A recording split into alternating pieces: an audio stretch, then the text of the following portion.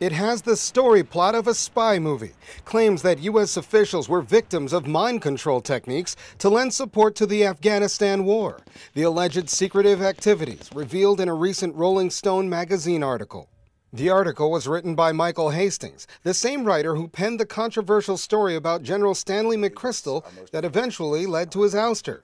He writes that trained operatives persuaded U.S. officials to fund and support the U.S.-led war effort, such as Senators John McCain and Joe Lieberman and Admiral Mike Mullen, chairman of the Joint Chiefs of Staff. I've seen no evidence of anything going over the line.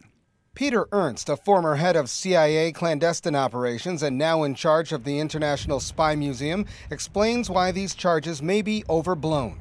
Certainly, all those delegations are used to the fact that anywhere they visit, the people are going to try and impress them. They're going to put their best foot forward. They're going to have good PowerPoints.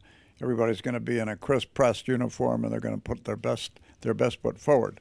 Now, that's not psy-ops. Analysts say this latest revelation may not be about mental manipulation, but simply the power of persuasion, not unlike putting on your best outfit for a job interview or trying to make the best first impression when meeting the in-laws. Military personnel were under pressure to sell the Afghanistan war, despite skepticism from Congress members and an increasingly doubtful American public. The accuser, Lieutenant Colonel Michael Holmes, says he was ordered to gather information on U.S. diplomatic targets. The U.S. government cannot use propaganda techniques against its own citizens.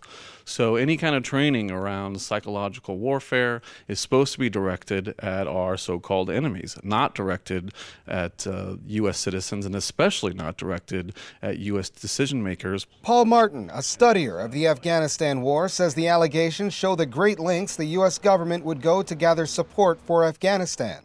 It hasn't been working. It's not going to work. So they need to figure out ways where they can keep their funding. And one of the ways that they do that is to put pressure and try to persuade members of Congress to keep monies coming to the Pentagon. A Pentagon spokesman said the investigation into Rolling Stone's latest findings would examine, quote, what actions took place and if any of them were inappropriate or illegal. But he didn't say who would lead that investigation. Colin Campbell, Press TV, Washington.